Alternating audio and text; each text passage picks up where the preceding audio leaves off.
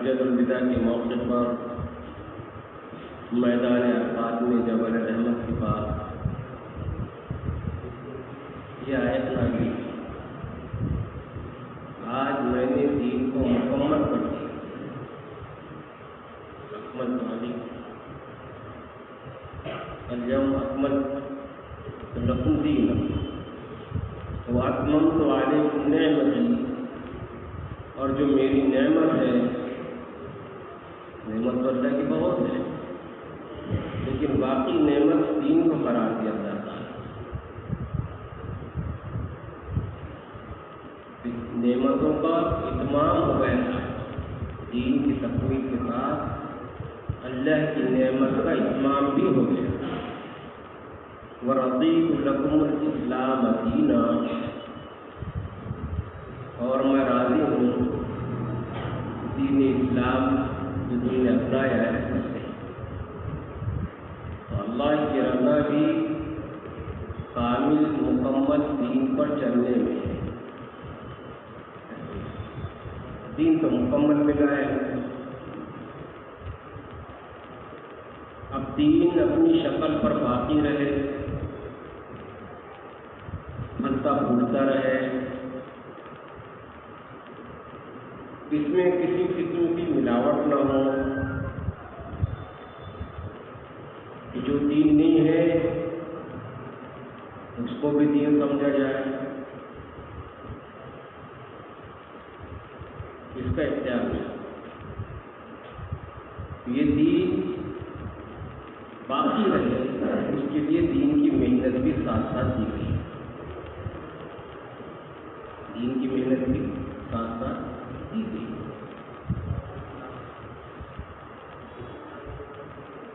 دین کی محنت کی شکلیں، نہج، ترتیب جیسی ضرورت پڑی، اللہ تعالیٰ نے ایسی شکلوں کو قائم فرمایا، اور ایسے مجاہدین کو اور ایسی دین کی محنت کرنے والوں سے اس وقت اس کا کام بھی کیا، کام بھی کیا۔ سید الکونین حضرت محمد مصطفیٰ صلی اللہ تعالیٰ علیہ وسلم کا ارشاد ہے، خیر القرون قرنی ثم الذین یلونہم ثم الذین یلونہم، بہترین صدی، بہترین دور میرا دور، جس میں آپ صلی اللہ علیہ وسلم تشریف لائے، صحابہ کرام نے آپ سے دین کو لیا ہے، جھکا تو آپ کے اعمال میں، آپ کے اقوال سے، آپ کی صحبت سے، آپ کے سفر میں رہ کر، آپ کے حضر میں رہ کر، ہر حال میں صحابہ نے نبی پاک صلی اللہ علیہ وسلم سے دین کو سیکھا اور لیا، اور جو کا تو آنے والی نسلوں کو پہنچایا، بالمشافہ لیا۔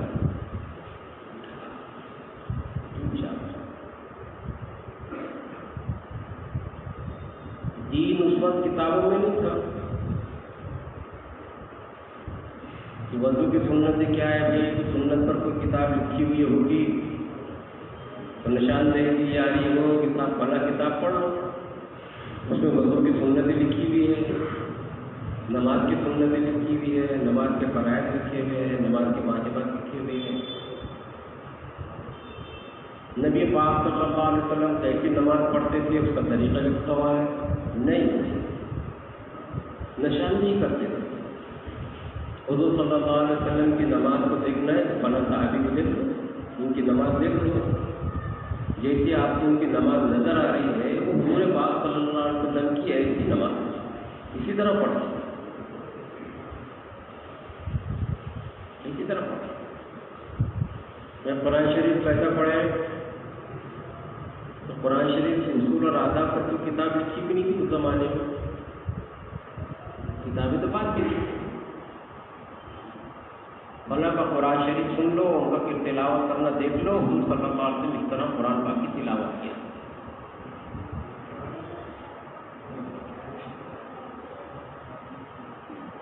دین صحیح شکل میں رہا ہمیشہ، کبھی تغیر تبدل نہیں ہو سکتا۔ تو یہ بہترین دور، دین اپنی شکل میں، صحیح شکل میں، مکمل اور کامل اور سارے شعبوں کو لیا ہوا دین، یہ نہیں ایک شعبے جیسا آج رواج بن گیا،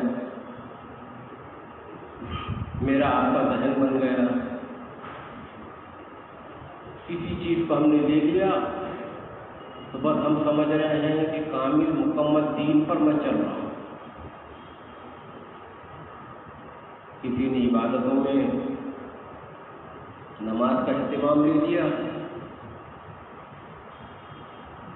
تو سمجھ رہا ہے مجھ سے بڑا کوئی دیندار نہیں، کیونکہ تہجد میری کبھی چھوٹتی نہیں۔ مثال کے طور پر تہجد کی اہمیت کو کم کرنا مقصود نہیں ہے، تہجد کی اہمیت بہت بڑی ہے اور اس سے زیادہ فرض نمازوں کی اہمیت ہے۔ اب بہت اہتمام سے میں فرض نماز پڑھتا ہوں، نوافل میں پڑھتا ہوں، لیکن اسی کو میں پورا کامل دین سمجھ لوں، یہ میری بہت بڑی نادانی ہے، ناسمجھی ہے۔ مکمل دین یہ نہیں ہے۔ تو خیر القرون قرنی صحابہ کے زمانے میں، حضور پاک صلی اللہ علیہ وسلم کے زمانے میں جو دین تھا زندگیوں میں، وہ دین کا کوئی شعبہ زندہ نہیں تھا۔ پورا دین جو 5 چیزوں کو گھیرا ہوا ہے، ہاں اس کو سمجھنے کی ضرورت ہے۔ دین کس چیز کا نام ہے؟ صاحب دین میں سب سے پہلے شعبہ ہے وہ ایمانیات کا، ایمانیات کہہ لیں، عقائد کہہ لیں، بہت بنیادی شعبہ ہے ایمانیات۔ اس میں ذرہ برابر بھی جب فرق آ جائے ایمان فوراً چلا جائے۔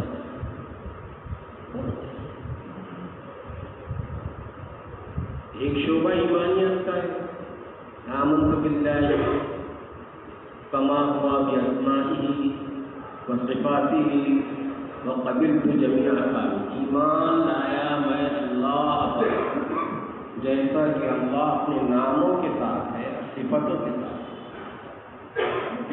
بہت بڑا شعبہ ہے اللہ کو اللہ کیسے ماننا، لا الہ الا اللہ، اللہ کے سوا کوئی عبادت کے لائق نہیں۔ تو اللہ کو اللہ ایسا ماننا جیسے اللہ اپنی ذات میں ہے، جیسا اللہ اپنی صفات میں، جیسا اللہ نے بتایا ہے، جیسا نبی نے تعلیم دی۔ ہر عیب جو ہو سکتا ہے، ہر کمزوری جو ہو سکتی ہے، ہر نقص جو ہو سکتا ہے، ہر خامی جو ہو سکتی ہے، ان سب چیزوں سے اللہ منزہ، پاک، بری،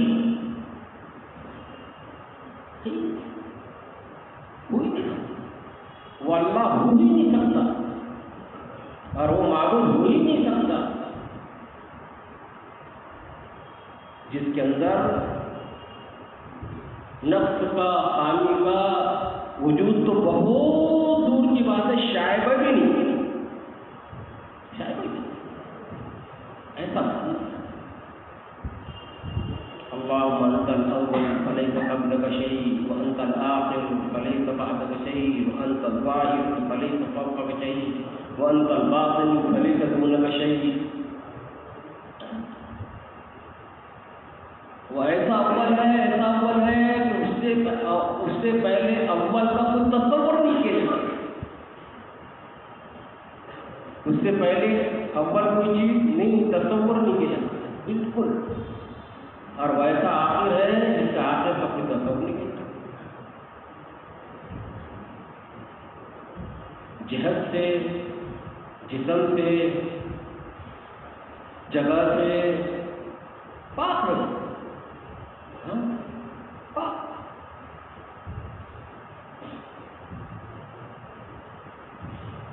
اللہ کو ایسا وہ ایسا علم رکھتا ہے اس کے علم کی مثال نہیں دی جا سکتی،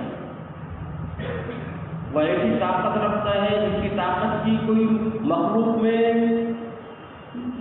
سوچا نہیں جا سکتا، ورا اور برا ساری طاقتیں، سب طاقتیں زمین کی آسمان کی ساری چیزوں کو ایک جگہ پہ جمع کر لو، وہ اللہ کی طاقت کے مقابلے میں ذرہ بھی نہیں۔ وہ ایسا فعال لما یرید ہے، جب چاہے جس وقت چاہے جو چاہے وہ آنے واحد میں لمحے واحد میں کر سکتا ہے، اس کو الفاظ کی ضرورت ہوئی۔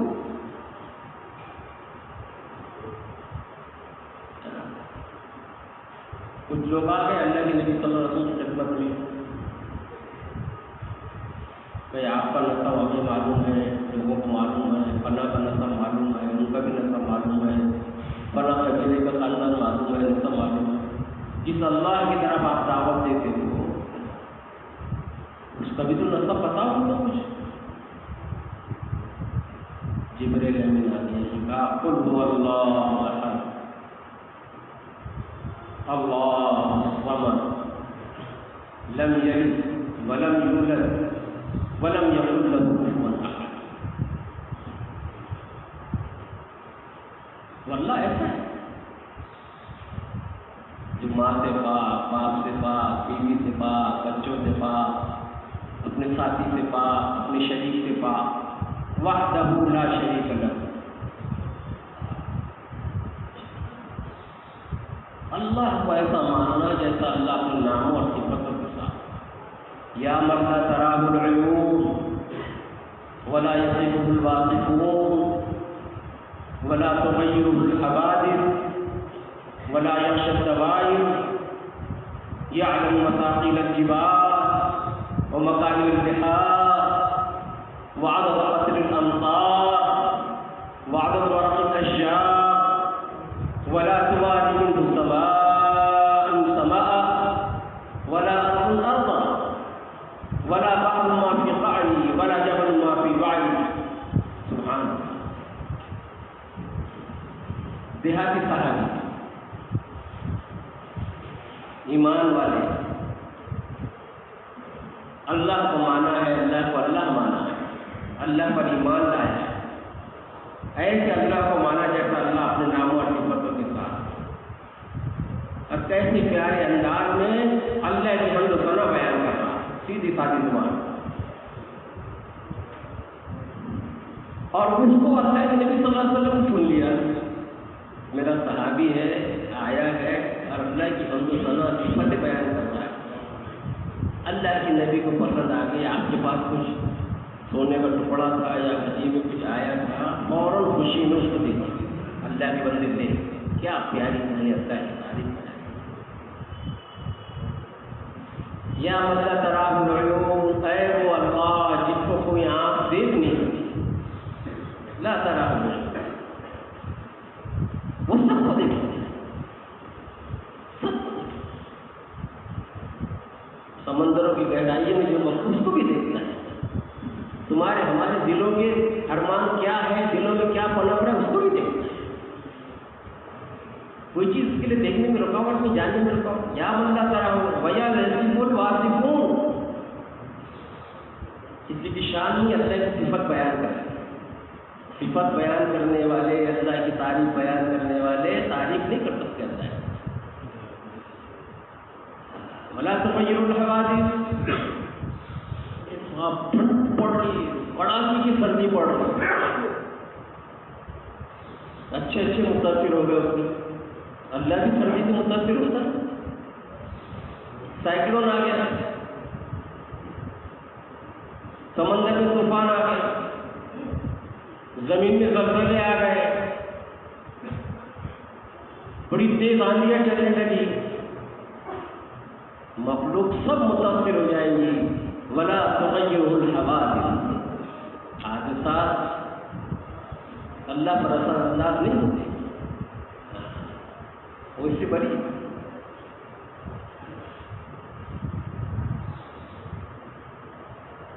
خوفناک حالات آتے ہیں، غافل ہو جاتی جی کیا ہوگا. ولا یخشی الزوال، اللہ ان سب سے پاک. یعلم مصاقیل الجبال، اتنے پہاڑ ہیں پوری کائنات میں، اس کی گنتی بھی جانتا ہے، ہر پہاڑ کے وزن کو بھی اللہ ہی جانتا ہے. تو مصاقیل البحار، سمندر کتنے ہیں، دریا کتنے ہیں، اور ان سب میں کتنا کتنا پانی ہے، وہ اللہ کے علم میں. وہ اللہ ایسا ہے، ایسے اللہ پر ہم ایمان لائیں. آمنت باللہ کما هو باسمائه وصفاته. یعلم مصاقیل الجبال ومصائل البحار وعدد قطر الامطار. اللہ اکبر، اللہ اکبر. کنوؤں کے، دریاؤں کے، ندی نالوں کی کتنا پانی اس کے اندر ہے، کتنا ہے اس کو ہی نہیں جانتا. جو بارش ہوتی ہے اس میں کتنے قطرے ٹپکتے ہیں، وہ قطروں کا بھی علم اللہ ہے.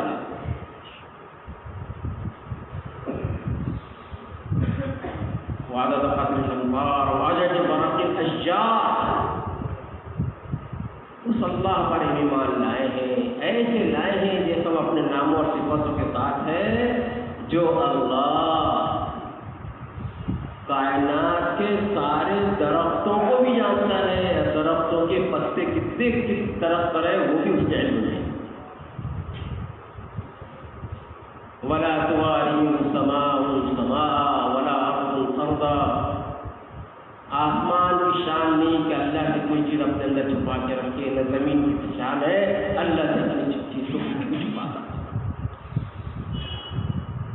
وہ اللہ ہے. ایمان پوری حقیقت کے ساتھ موجود تھا صحابہ کے زمانے میں، زندگیوں میں، نقوش میں نہیں، نفوس میں. اور دین کا ایک شعبہ نہیں، دین کے سارے شعبوں کے ساتھ صحابہ کی زندگی میں دین محفوظ تھا، جس میں ایک شعبہ ہے ایمانیات کا، جس کا میں نے تذکرہ کیا. تو اللہ کی ذات، اللہ کو ایسے مانو، اللہ کو ایسے مانو. آمنت باللہ کما هو باسمائه وصفاته. جیسا اللہ اپنے ناموں اور صفاتوں کے ساتھ، اس کے مظاہروں سے ایمان بڑھتا ہے. اللہ کی عظمتوں کے بیان کرنے سے اللہ کی عظمتیں دلوں میں آتی ہیں، اللہ کی بڑائی دلوں میں آتی ہے. اس کے لیے محنت دی گئی ہے. اللہ کی قدرت کو، اللہ کی نشانیوں کو، اللہ کی عظمتوں کو، اللہ کی بڑائی کو، اللہ کے علم کو، اللہ کی طاقت کو، اللہ کی مہربانی کو، اللہ کی پکڑ کو تذکرے کرو. جب اللہ کی عظمت آئے گی دلوں کے اندر اترے گی تو پھر اللہ کے حکموں کی قیمت بھی آئے گی. نہیں بھائی، اللہ کے اتنا بڑا رب، عظمت والا اللہ، اس کا یہ حکم ہے، مجھے تو پورا اس سے بڑی کوئی چیز نہیں ہوتی. سی پی کی عظمت ہے، اس کا جو آرڈر آیا سب مان کر، سب سی پی کا حکم ہے، کلکٹر صاحب کا حکم ہے. یہ تو قانون کے خلاف ورزی ہو جائے، نہیں مانے تو پکڑے جائیں. تو جتنی اللہ تبارک و تعالیٰ کی عظمتیں دلوں میں ہوگی، اتنی اللہ کے حکموں کی قیمتیں دلوں میں اندر ہوگی. جتنی اللہ کے نبی حضرت محمد صلی اللہ علیہ وسلم کی محبت دلوں میں ہوگی، عظمت دلوں میں ہوگی، اتنا آپ کی سنتوں پر چلنے پر اللہ راستے نکالے گا. معمولی چیز نہیں، عظمتیں پہلے دلوں میں آتی ہیں.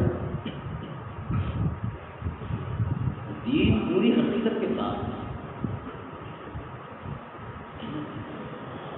اور دین کی بقا کے لیے، دین کو قائم رہنے کے لیے، جن کو اپنوں قیامت تک چلتے رہنے کے لیے دین کی محنت کی.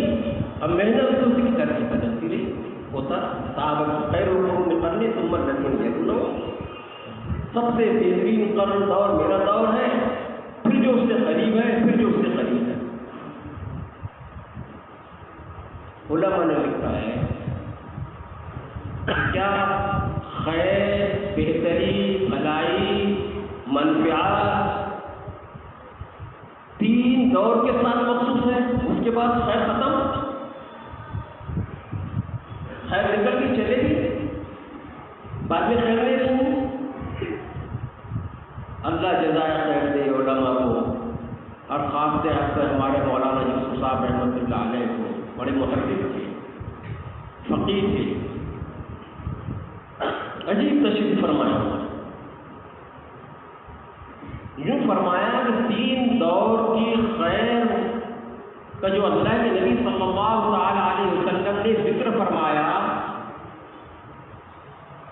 ضرب بول کر مضروب مراد دیا ہے، ضرب مراد نہیں کہ صحابہ کے دور میں خیر تھی، تابعین کے دور میں خیر رہی، تھوڑی جو ان کے قریب رہی، پھر تابعین کے دور میں خیر رہی اور اس کے بعد خیر ختم۔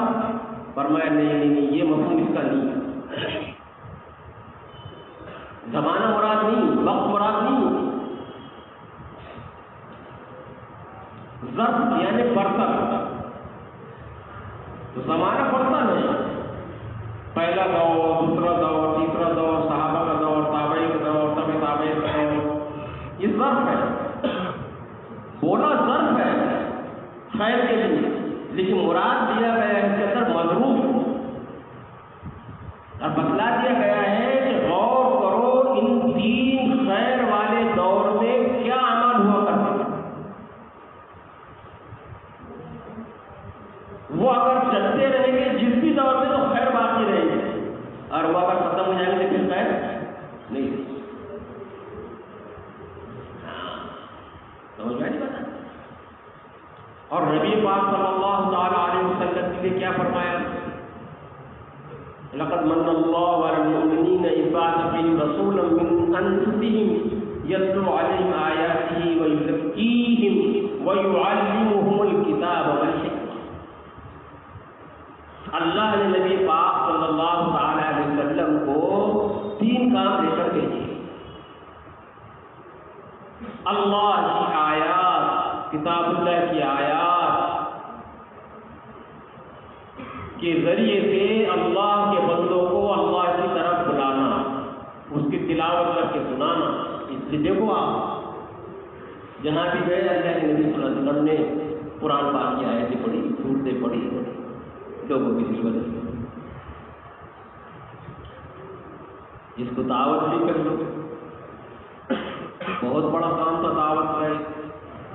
علماء نے اس لیے یتلو علیہم آیاتہ کا مطلب یہ دیا اللہ کی آیتوں کے ذریعے سے اللہ کے بندوں کو اللہ کی طرف بلانا اور ان کے نفوس کا تزکیہ کرنا، وہ یزکیہم، تزکیہ کیا،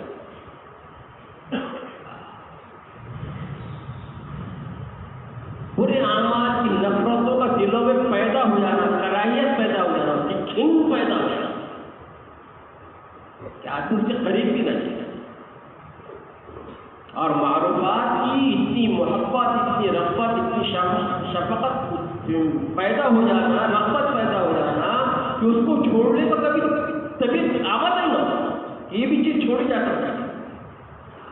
یہ تزکیہ ہے، میں کچھ نہیں، یہ تزکیہ ہے، اور میں بھی کچھ ہوں، میں نے تو یہی کام کیا، مجھے نظر انداز کرتے رہے،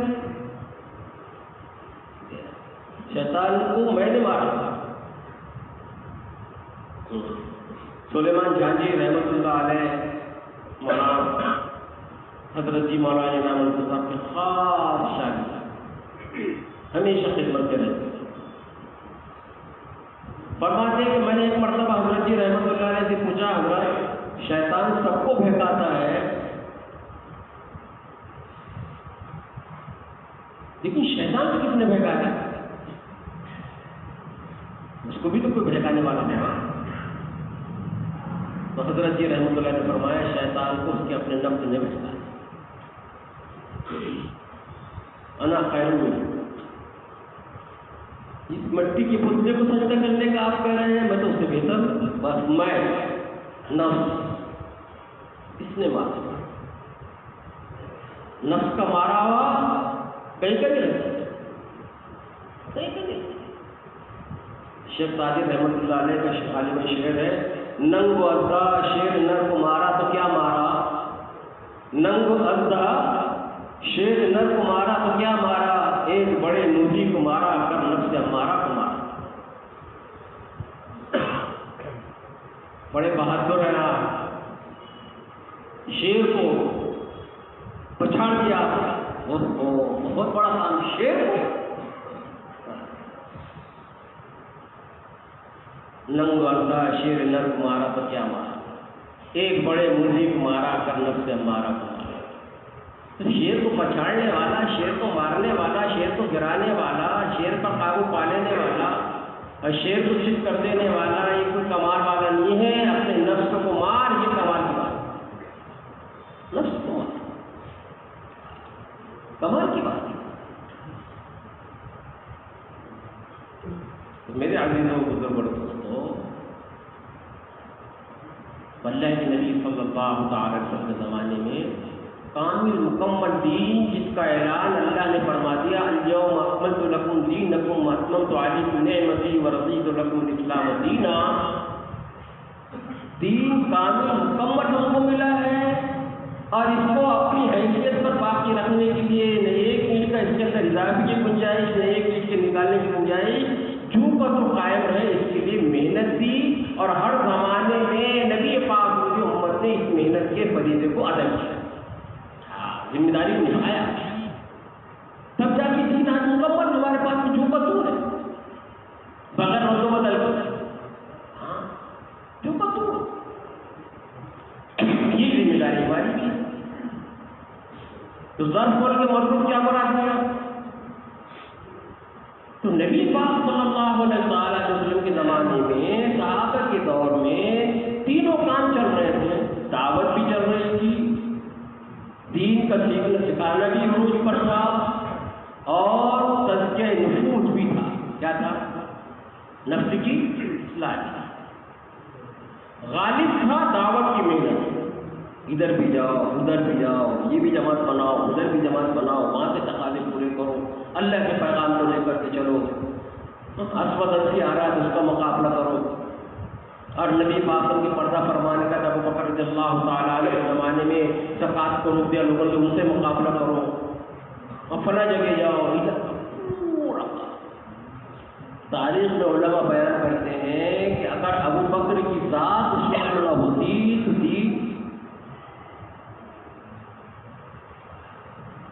ينقص الدین آنا تھی، دین میں کمی آئے ذرا تھی اور ابو بکر زندہ ہے، یہ نہیں ہوتی دعوت. اس کا بعد کا جو دور آیا، اللہ جزائے خیر دے، اگر وہ محنت نہ کرتے اور وہ دعوت کے اس میدان کو نہ لیتے اور اس میدان کے شیخ سوار نہ بنتے تو آج تو ہم ایک ہی چیز کے لیے محتاج ہیں. آیتوں کا کیا مفہوم ہے، تفسیر جو صحابہ نے بیان کی ہے، اگر اس کو کتاب کی شکل نہیں دی جاتی تو آج تو آیتوں کو تم اپنے حساب سے سمجھتے، میں اپنے سمجھ سے سمجھتا، ہر ایک اپنے کھلونا بنا لیتے. تو صحابہ نے جو قرآن کو سمجھا ہے اور اس کی تفسیریں بیان کی ہے، اس کی شان نزول بیان کیے ہیں اور اس کی تفاسیر بیان کیے ہیں، اس کو بعد والے علماء نے، مفسرین نے کتاب کی شکل دی. جو نبی پاک صلی اللہ علیہ وسلم کرتے دیکھا صحابہ نے بیان کیا، جو بولتے دیکھا صحابہ نے قلم بند کیا، تو بعد کے زمانے میں اس کو قلم بند کیا گیا. محفوظ کرو بھائی، فلاں صحابی فلاں سے جب نقل کرتے ہیں اور انہیں فرماتے کہ میں نے حضور صلی اللہ علیہ وسلم کو یہ فرماتے ہوئے سنا. آج حدیثوں کا ہمارے پاس ذخیرہ ہے، لاکھوں حدیثیں ہیں. چاہے کتاب اٹھا کر دیکھ لو، آمد دیکھو حضور پاک صلی اللہ علیہ وسلم کا کتنا بڑا کام دعوت کا انہوں نے کیا، کتنا بڑا کام کیا. ایک ایک حدیث کے لیے کتنے لمبے سفر ہوتے تھے، معمولی چیز ہے، بہت بڑا کام. دین جھوکا تو محفوظ رکھنے کی نبی پاک صلی اللہ علیہ وسلم کی امت نے ہر زمانے میں بڑی قربانیاں دی اس کے لیے، بہت جھیلا ہے اس کے لیے. اب آقا کے دین جو کا تو پہنچ رہا ہے، محفوظ ہے. اچھا آپ بولیں گے کہ حدیث محفوظ ہے، تو جو سنتے نہیں کبھی کبھی بہت ساروں کو سمجھ میں نہیں آتا، یہ مرسل حدیث ہے، یہ حسن حدیث ہے، یہ ضعیف حدیث ہے، اور یہ صحیح ہے. یہ حدیث کا کیا مطلب؟ حدیث تو ایک ہی ہے. یہ جو حدیث کو مرسل لگا دیا گیا، حدیث کو حسن لگا دیا گیا، حدیث کو ضعیف لگا دیا گیا، یہ کائے کی وجہ سے؟ یہ حدیث بذات میں خود کمزور نہیں ہوتی، ضعیف نہیں ہوتی. اس حدیث کو نقل کرنے والے جو واسطے ہوتے ہیں بیچ کے 7 8 9 5، فلاں کہتا ہے کہ میں نے اس سے سنا ہوا تھا، میں نے اس سے سنا، پھر وہ تابعی کہتا ہے کہ میں نے تبھی تابعی سے سنا، تبھی وہ کہتا ہے کہ میں نے فلاں صحابی سے سنا، اور صحابی کہتے ہیں کہ میں نے ان سے سنا. یہ بیچ میں فن اسماء الرجال، یہ فن ہے باقاعدہ شریعت کا مال.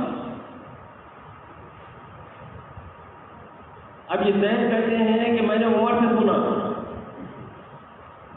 اب یہ زید کی عمر کی کم ملاقات ہوئی، یہ مصر کا رہنے والا، یہ شام کا رہنے والا، اس کی بھی ہسٹری موجود ہے پوری، کون سے خاندان کا ہے، کون سے قبیلے کا ہے، کون سی زبان کون سا تھا، اور اس کی بھی ہسٹری پوری موجود ہے. اور اس کے بعد تیسرا اور آ رہا ہے تو اس کی بھی ہسٹری موجود ہے. اب ان کی چھان بین پوری ہوئی تو پتہ چلا کہ صاحب یہ ہم عمر ہیں، ہم زمانے ہیں، ان کی ملاقاتیں ثابت ہیں تاریخ کی روشنی میں، سیرت کی روشنی میں.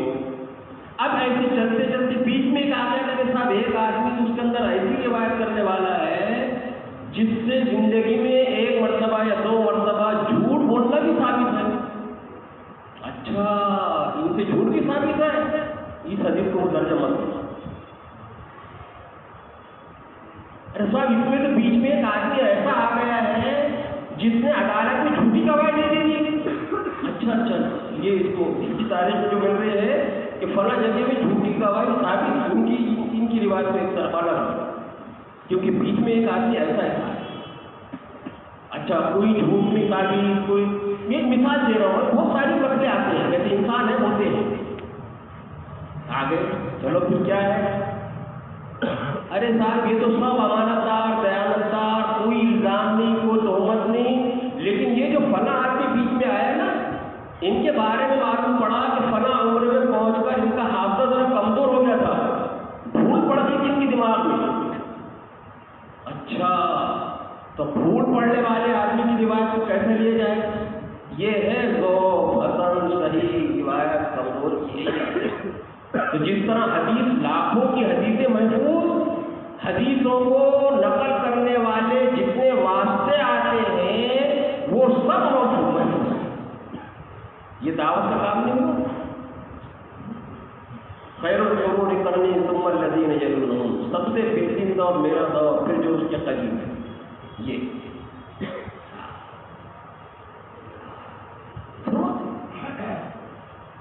آپ کے کام لوگوں کو، اللہ کے بندوں کو اللہ کی طرف بلانا، دین کی تعلیم دینا، دین کی، اور نفوس کا تزکیہ کرنا. کیا کرنا؟ پڑھو تاریخ، اہل اللہ گزرے ہیں، مشائخ گزرے ہیں، یہ یوں ہی نہیں چلا تھا.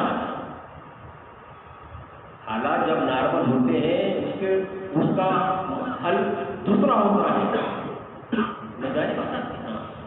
چل رہے ہیں ماشاء اللہ، سب دیندار، 100% دیندار. ماحول بنا ہے مردوں کا، عورتوں کا، چاروں طرف، عرب کا، عجم کا، افریقہ کا، امریکہ کا، جہاں جہاں بھی ایمان والے رہ رہے ہیں ماشاء اللہ 100% دیندار ہیں. لیکن کیا ہو رہا ہے؟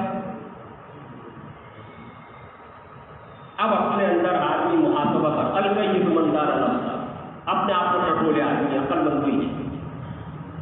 اب میں تو دیندار ہوں،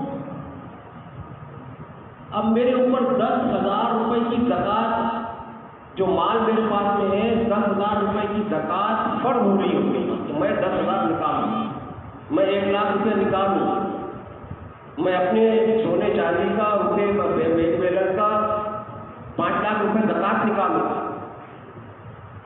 اب میرے دل میں آ گیا تھوڑی سی مال کی محبت، انکار نہیں کر رہا ہوں، جتنی زکات ہے پوری نکال رہا ہوں، لیکن اندر سے دل پر بوجھ پڑ رہا ہے، اندر سے دل پر بوجھ پڑ رہا ہے،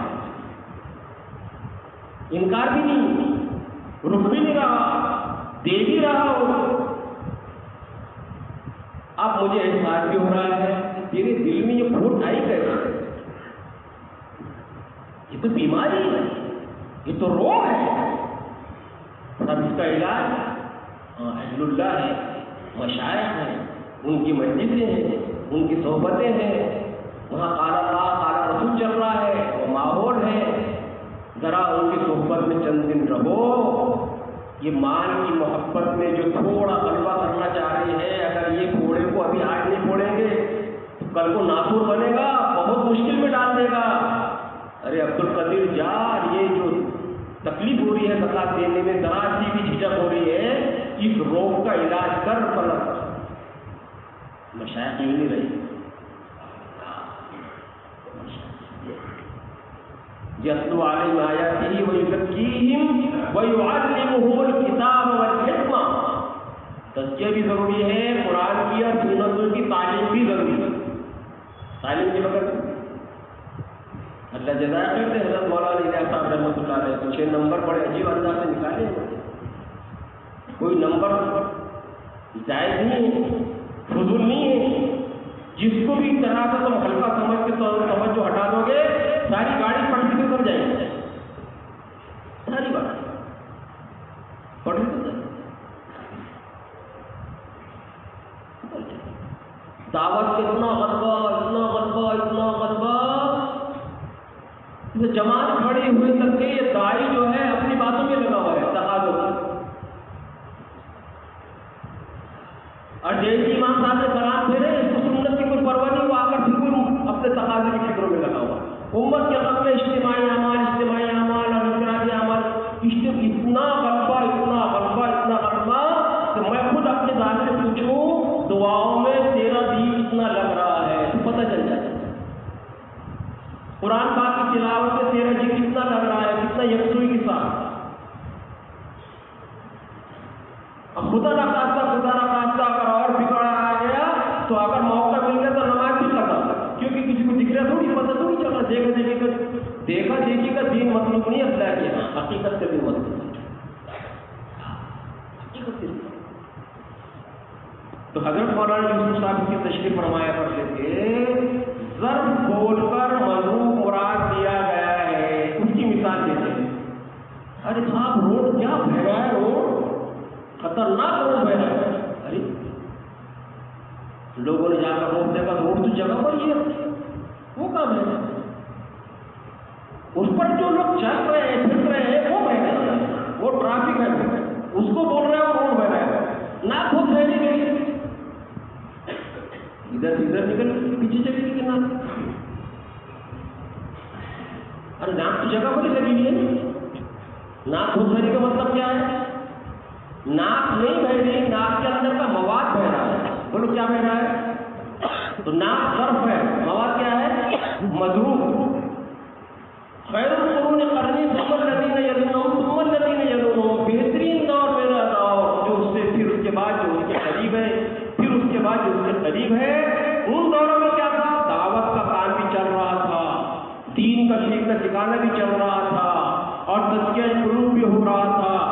کسی دور میں دعوت غالب رہی، کسی دور میں سیکھنا سکھانا غالب رہا، کسی دور میں تزکیہ غالب رہا، تینوں کا یہ خیر کے کام ہے، نبیوں کے منصب کے کام، سید القونین حضرت محمد مصطفیٰ صلی اللہ علیہ وسلم کے منصب والے اعمال۔ تو میں عرض کر رہا تھا کہ اللہ نے جو دین ہم کو دیا ہے، وہ دین کامل بھی دیا، اکمل دیا، مکمل دیا، اس کے اندر ایک اینٹ کے اضافے کی قیامت تک کوئی گنجائش نہیں، اور اس کے اندر کی ایک آدھی اینٹ نکالنے کی بھی گنجائش نہیں، کامل مکمل دین اللہ نے دیا۔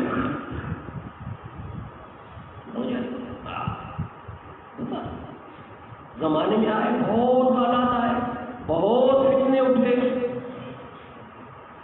دین پر بہت حملے ہوئے، شریعت پر بہت حملے ہوئے، دین کو مٹانے کی بڑی بڑی اسکیمیں کی گئی کہ صاحب اس سے اب اسلام نام کی کوئی چیز باقی نہیں رہی۔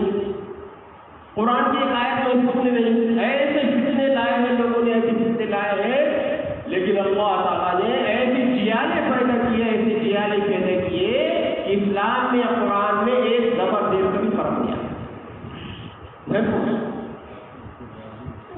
نہیں ہوتا دعوت کا کام کیا ہے نبی پاک صلی اللہ علیہ وسلم پر ختم نبوت تو ختم کی کر کے اللہ تعالیٰ نے دین کو مٹانے کی فیصلے کی، نعوذ باللہ نہیں، دین کو اور چمکانے کے فیصلے کیے۔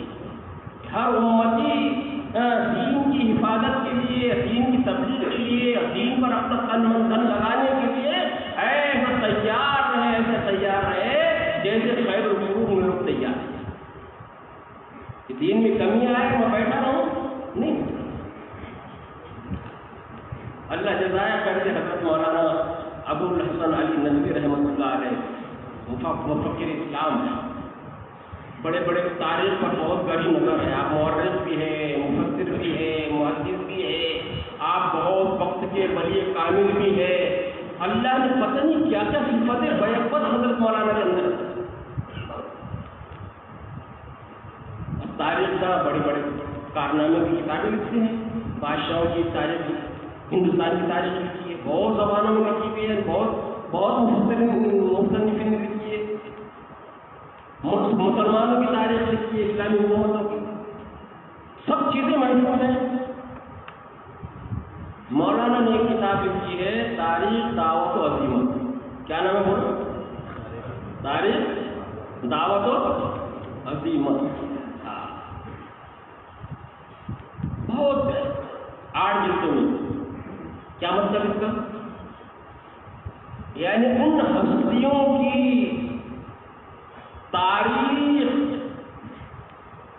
جنہوں نے دین کی تبلیغ کے لیے اور دین پر جتنے فتنے آئے، آزمائشیں آئے، اس کا مقابلہ کرنے کے لیے جو مرد مجاہد اٹھے ہیں اور فتنوں کا زدوکوب کیا ہے، فتنوں کا مقابلہ کیا ہے اور دین کو جوں کا توں باقی رکھنے کے لیے جو قربانیاں کی ہے، ان ہستیوں کی تاریخ ہے اس کتاب کے نام۔ اس دور میں کون سی ہستی نے دین کی خدمت کا کون سا کارنامہ انجام دیا؟ 8 جلدوں میں ایسی ہستی ہے۔ تو میرے عزیزوں، بزرگوں اور دوستوں، دین پوری حقیقت کے ساتھ اور اپنے سارے شعبوں کے ساتھ، پھر میں عرض کروں گا، دین کے وہ نہیں ہے دین کا مفہوم اور مطلب جس کو میں اور آپ اپنے سمجھ سے سمجھ لوں کہ میں نماز پڑھ کر اپنے آپ کو دیندار سمجھ لوں اور کسی کے اندر نماز کا تو نام و نشان نہیں ہے لیکن مخلوق خدا کے خوب کام آتا ہے۔ مجال نہیں کہ کوئی بیمار کی وجہ سے بچ جائے، کوئی مفلس بچ جائے، کوئی یتیم بچ جائے، کوئی باخبر بچ جائے، اس کی نظر اس پر جاتی ہے، بڑی خدمت خلق، لیکن نماز، روزہ،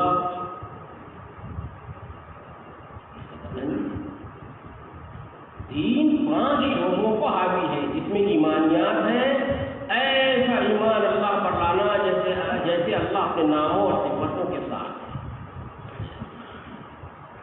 ایمان کی تذکرے کے لیے مولانا امتیاز صاحب رحمۃ اللہ نے ایمان سب سے پہلے 6 نمبر ایمان، کلمہ لا الہ الا اللہ محمد۔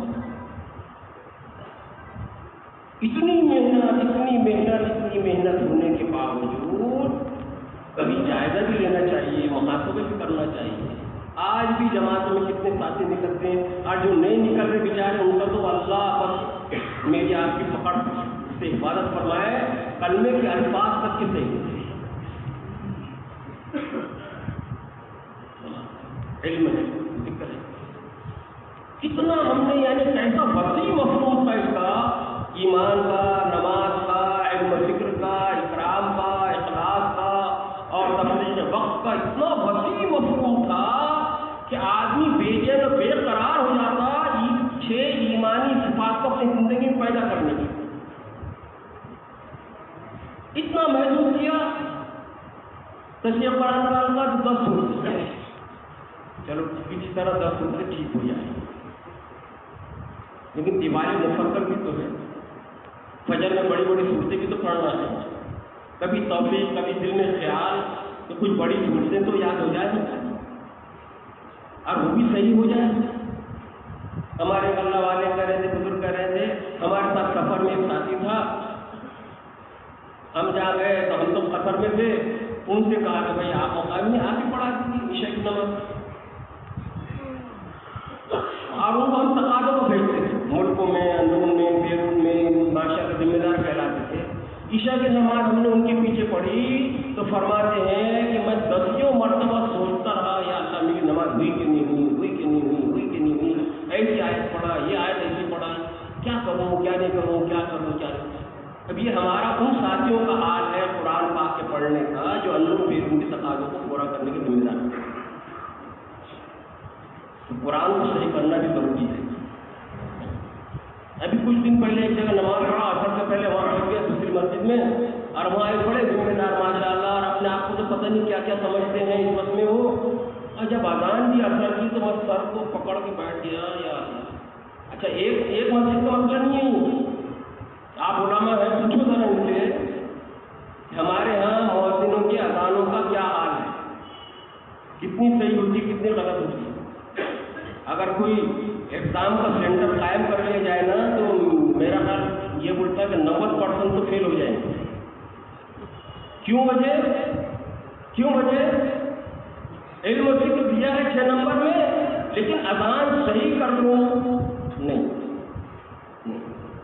سوچیں گے یہ بھی مجھے کرنا ہے۔ حضرت مولانا ابراہیم صاحب اللہ ان کی عمر میں برکت نصیب فرمائے، ایک مرتبہ ہم لوگ سے ہمارے ساتھی بھی پوچھتے اور کہنے کہ جماعتوں کو ایسا چلاؤ، ایسا تربیت کرو، ایسی محنت کرو ان کے اوپر، ایسی محنت کرو کہ جماعت کا ہر ساتھی، جماعت کا ہر دیکھو کہاں پہنچتا ہے تبلیغ کے ذریعے سے، وہ ہمارے نظام میں نہیں، جماعت کا ہر ساتھی 10 گئے تو 10 کے 10، 12 گئے تو 12 کے 12 ایسے بن کر آئے کہ اگر امام صاحب نہ ہو تو وہ جمعے کی خطبہ، جمعے کی نماز پڑھانے کی اہلیت رکھتا ہو، جمعے کی نماز پڑھا سکتا ہو۔ یہی کام سے مقصود کامل مکمل دین۔ ابھی ہم نماز پڑھانے کی اہلیت رکھ سکتے ہیں؟ کہاں ہے میرے دوستوں؟ یہ پیارا کام، یہ کوئی روٹین نہیں ہے، چلا لگا لینا، جھاڑنے لگا لینا، مسجد و جماعت کا کام کر لینا، یہ اصل بہت بڑا سبب ہے، اور اللہ نے اس کے اندر، اس کام کے اندر وہ تاثیر رکھی ہے۔ آپ جیسی بننے کی نیت کریں گے، اللہ تبارک و تعالیٰ اس نفس حرکت کے ذریعے سے، آپ کی اس محنت کے ذریعے سے وہ آپ کو پورا کر کے دیں گے۔ میرا بندہ یہ چاہتا ہے، اس کے ذریعے معاشرت کو درست کرنا چاہتا ہے، معاملات کو صحیح کرنا چاہتا ہے، اخلاق کو سنوارنا چاہتا ہے، وضو، نماز، اذان کو صحیح کرنا چاہتا ہے، تجارت کو صحیح کرنا چاہتا ہے، شادی بیاہ کو صحیح کرنا چاہتا ہے، اس لیے لگا ہے یہ دعوت کے کام کے اندر۔ میرا بندہ یہ چاہتا ہے، اب میرا بندہ محتاج بن کے اتنی قربانی دے رہا ہے، اللہ کو پیار آ جاتا ہے، اس کے اخلاق بھی سنوارنے کے فیصلے کرتے ہیں، اس کے معاملات سنوارنے کے فیصلے کرتے ہیں، اس کی معاشرت بنانے کے فیصلے کرتے ہیں، اس کے عمل ٹھیک کرنے کے فیصلے کرتے ہیں۔ لیکن ہم نے سوچے نہیں، رواج تو ہو جائے تو نہیں، رواج نہیں ہے، یہ زندگی میں تبدیلی لانے کا ذریعہ ہے، عقائد میں پختگی، ایمان میں ترقی، عبادتوں میں جان، معاملات اچھے، معاشرت اچھی، اخلاق اچھے، یہ سب بنانے کے لیے لگے گا۔ ایمان دے کر عقائد کو درست کرنے کی محنت پر لگا دیا، نماز دے کر عبادتوں کو صحیح کرنے کی محنت پر لگا دیا، اکرام دے کر اخلاق درست کرنے کی محنت پر لگا دیا۔ ہم سمجھ رہے کسی اور اخلاق دے کر میرے عزیز بزرگ کو دوستوں، منصب، عہدہ، جاہ، مال، دولت، اس کی طلب سے مستغنی کر دیا، یہ کچھ نہیں چاہیے، اللہ چاہیے، کچھ نہیں چاہیے۔ نہ شورا میں آنا چاہتے، نہ امیر بننا چاہتے، نہ ذمہ دار بننا چاہتے، نہ بڑا بننا چاہتے ہیں، یہ سب کچھ مطلوب نہیں ہے، صرف اللہ کی رضا، کچھ نہیں چاہیے، کچھ نہیں چاہیے۔ اللہ کی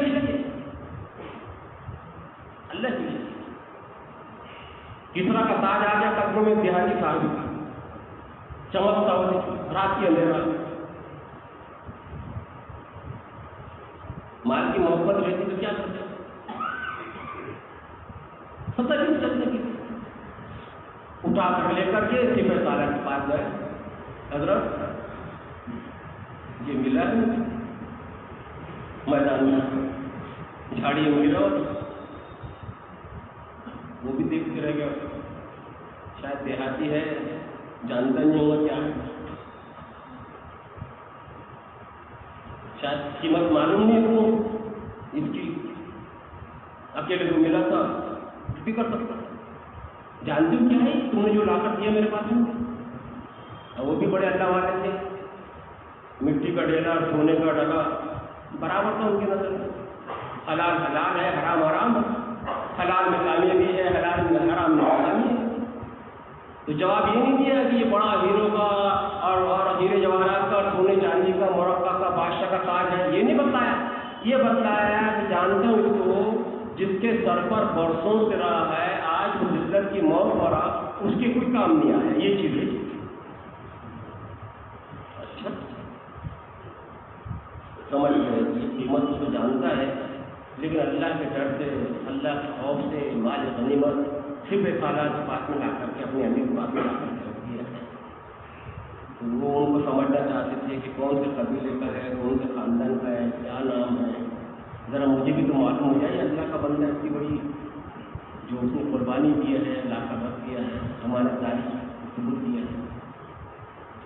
अच्छा भाई ये तो बता दो नाम क्या है तुम्हारा, तुम्हारे अब्बा का कौन से कबीले का हो? फरमाया हजरत जिसकी देख किया हो मेरा नाम भी जान